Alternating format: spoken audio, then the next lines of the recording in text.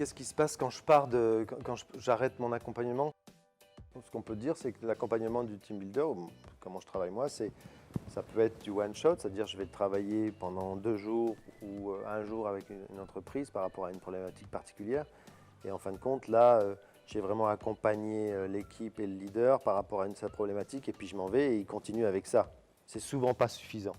Là où ça marche très bien, c'est quand il y a un accompagnement plus profond, c'est-à-dire on a mis en place un processus.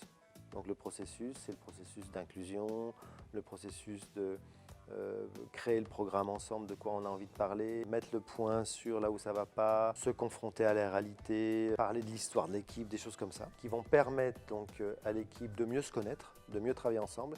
Et moi, à chaque fois qu'ils sont en connexion, en fait, je suis en arrière-plan.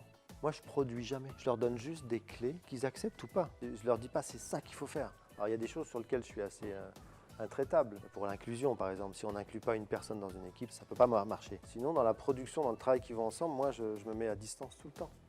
Donc en fait, déjà, dans un premier temps, je fais ce qu'il faut pour ne pas exister. Je ne leur donne pas de conseils, je leur dis pas ce qu'il faut qu'ils fassent. Je leur dis pas c'est bien ou c'est mal. C'est le chef qui fait ça, c'est le leader.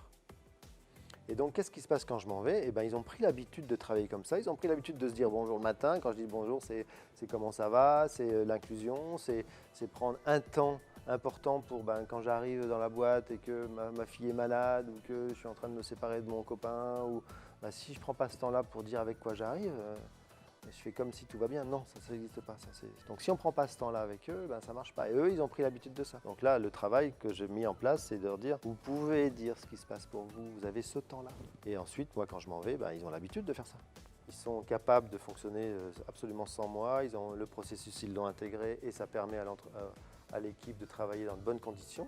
Et de temps en temps, ils me rappellent pour avoir une piqûre de rappel. Bon, parce que souvent, on a envie d'être gentil. Et mon travail, c'est pas de dire aux gens que vous allez être gentil. La gentillesse, c'est magnifique, il faut la garder. Mais dans une entreprise, on n'est pas là juste pour être gentil, on est là pour travailler ensemble. Mais se confronter, c'est important. Et si on est dans un espace protégé, on peut se confronter. Et ce qui se passe quand je viens de faire une piqûre de rappel, c'est leur dire, je trouve que vous êtes un peu tout, c'est un peu des sourires et tout, mais on se dit pas ce qui va pas. Ou en tout cas, on ne se confronte pas face à la réalité. Souvent, c'est ça que je remets en place.